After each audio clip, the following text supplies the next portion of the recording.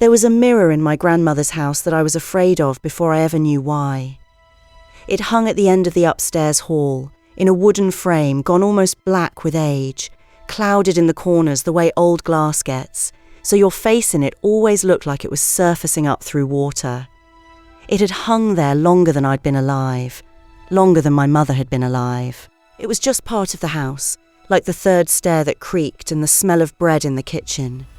And once a year, not after a death, not on any holiday you'd find on a calendar, my grandmother would climb those stairs, lift that mirror down off its nail and turn it to face the wall. She'd leave it that way a day, sometimes two, and she would never tell me why. That day, and what it was, is where we're going to end up tonight. But to understand it, you have to understand the mirror first. So let me tell you about the 7 times the old folks covered their mirrors, and the 7 things they were afraid the glass would do. Because a mirror, to them, was never just a mirror. It was a door that happened to look like furniture. The first time they covered it was for the plainest reason of all, because 2 people should never look into the same mirror at once. You learned this one as a child, usually by getting scolded for it. You and your sister leaning in together to look at your Sunday dresses, 2 faces side by side in the glass, and an older woman would break it up quick. Not both of you, not at the same time. Because a mirror could only rightly hold one soul at a time, the old folks believed, and to crowd 2 in there was to invite trouble between them.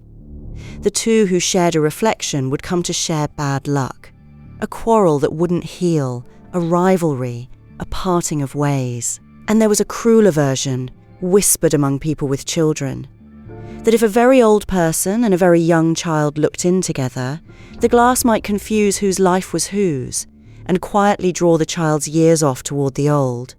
So you looked one at a time. You waited your turn at the glass, and you never leaned your child in beside you to admire the 2 of you together, however sweet a picture you made. The second time they covered it was for the smallest person in the house. I've told you before that a baby was never allowed to see itself in a mirror before its first birthday, and I won't walk back over all of that ground. But the mirror is where that fear truly lived, so I'll give you the heart of it. A brand new soul, the old folks believed, sits loose in a baby. Not yet rooted, still half in the door it came through. And a mirror, being a door itself, could catch that loose soul and keep it, so the child grew up hollow or slow to speak, or was called back out of this world the way it had so recently come in. So the glass by the cradle got covered or turned to the wall for a full year. Long enough for the soul to sink in and take hold. Long enough that the child was here to stay. The third time they covered it was the one everybody still knows. Because somebody broke one. You've heard the sentence your whole life. Break a mirror, and it's 7 years of bad luck. But hardly anybody remembers anymore why it was 7, or what you were supposed to do about it. The 7 came from an old idea that your life renews itself in 7-year turns, that every 7 years you are, in a way, made new. And a mirror didn't just show your face, it held a piece of your very self, your health, your spirit. Shatter it, and you shattered that piece of you along with it. And it took one whole turn of life, 7 long years, to grow it back whole. But there was a way to soften it, and this is the part that got lost. You did not just sweep up the pieces and drop them in the bin, all that broken luck with them. You took the biggest shards and buried them in the ground, where they couldn't reflect anything ever again. Or you took them to running water and let a creek carry the bad luck away downstream and out of your life. Do that, the old folks said, and you could wash those 7 years clean. Now, I have to be honest with you, the way I always am, because I don't believe in scaring you with only the half that holds up. I knew a man 2 streets over who backed his truck into his own porch and brought a big hallway mirror down in a crash you could hear from our kitchen. Shattered, all of it. And he did everything right. Gathered the big pieces, drove them out to the creek himself, let the water take them. Told everybody he'd handled it. He had a perfectly ordinary 7 years after that. Nothing befell him. His luck neither broke nor mended, because as far as I could ever tell, there'd been nothing to it in the first place but a startled man and a busted piece of glass. So keep that fellow in mind, because we're about to walk into the dark part of the house. We've done the mirrors of the living, the crowded reflection, the new baby, the broken glass. The old folks didn't lower their voices for any of those. They saved the hush for what a mirror did when somebody died. The fourth time they covered it, there was a death in the house. And this is the reason most of you had a grandmother who owned more black cloth than seemed strictly necessary. The moment someone passed, the very moment, you went through the house and covered every mirror in it, every last one. A sheet, a shawl, whatever came to hand, thrown over the glass before the body was even cold. And they stayed covered until after the funeral, until the dead were safely in the ground. Because when a soul leaves the body, the old belief goes, it does not always know the way out. It lingers. It drifts through the rooms of the house it knew. And a mirror, to a wandering soul, is a snare. It can catch that soul as it passes and trap it in the glass, held there, unable to move on, caught in this world forever. But that was only the gentler fear. Here was the darker one, the reason the cloth went up so fast. They believed that if a living person caught their own reflection while a dead body lay in the house, the death could reach out and take them next. Your face in the glass, beside the dead, marked you. Some said you'd see the departed standing behind you. Some said you'd simply be the next to go. Either way, you didn't risk it. You covered the glass, kept your eyes down, and waited. The fifth time they covered it, they were stopping the clocks in the very same breath. Some of you know this pairing, because your family did both at once. At the instant of a death, two things happened together. The mirrors were covered, and the clocks were stopped. Every clock in the place halted at the hour of passing. The clocks you stopped so time itself would pause, so the hour of the death was held still and honoured, not swept on into the next ordinary minute as if nothing had happened. And the mirrors you covered so the soul could leave unsnared. Together they did one thing. They made the house safe for the dead to depart from. No time rushing them along, no glass to catch them on the way. A still, quiet, covered house, holding its breath, so that the one you loved could find the door and go on through it in peace. I find something unbearably tender in that, under all the dread. A family, in the worst hour of their lives, stopping every clock and veiling every mirror. Not for themselves, for the one who was leaving. Making the way out gentle.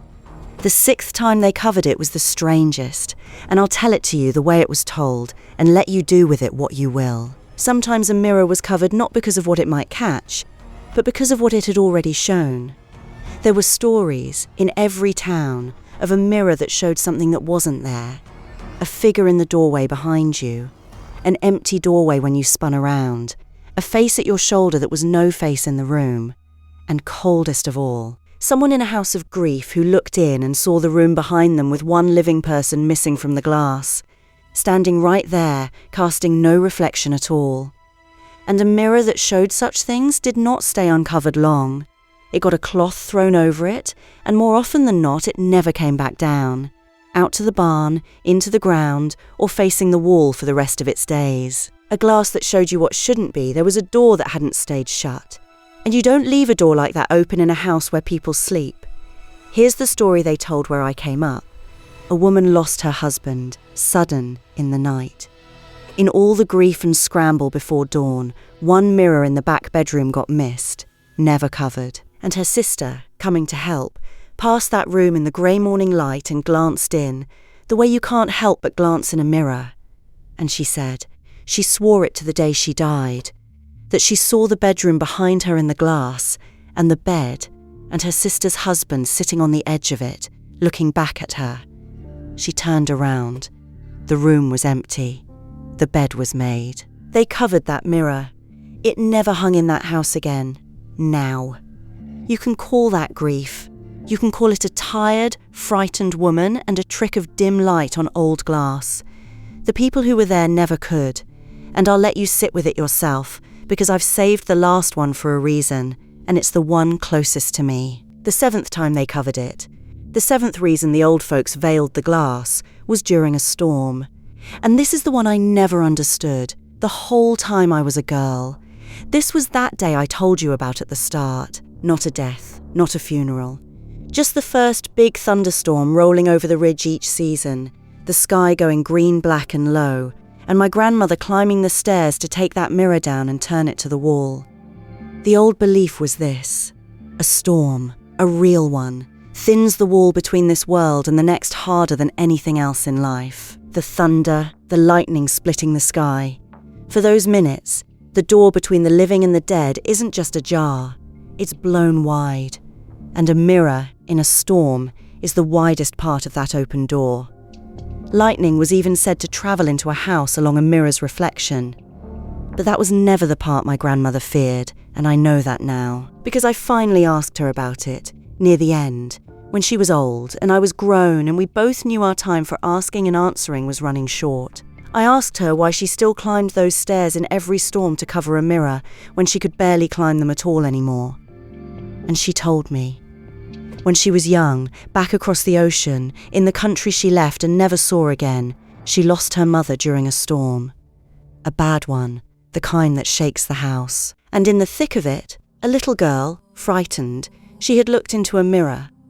And for just a moment, in the lightning, she was certain, she was always certain, that she had seen her mother standing behind her in the glass, watching her, the mother she had just lost.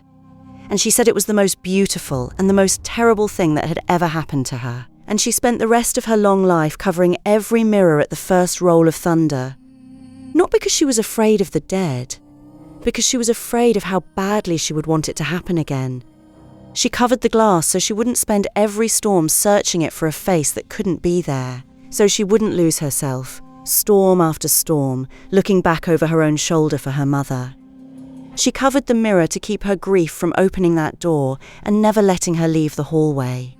So let me ask you, and I mean it, and I'll read every answer you give me. Did your family cover the mirrors? For a death? For a storm? For reasons nobody ever explained to you? And have you ever, in a moment you can't quite explain away, looked into a glass and seen something there that could not have been? Someone behind you who was gone? A room that wasn't your room? Tell me. These are the ones I'll read twice, once in the daylight and once when it's dark. Because here is what I finally understand, standing on the other side of losing her. The old folks covered their mirrors for 100 reasons, and I've given you 7 of them tonight. To keep 2 souls from tangling, to let a new one root, to mend a broken piece of a life, to let the dead depart in peace, to honour the stopped hour, to shut a door that had come open, and to keep from drowning in a face they missed too much to look at. But under every single one of those reasons was the same thing.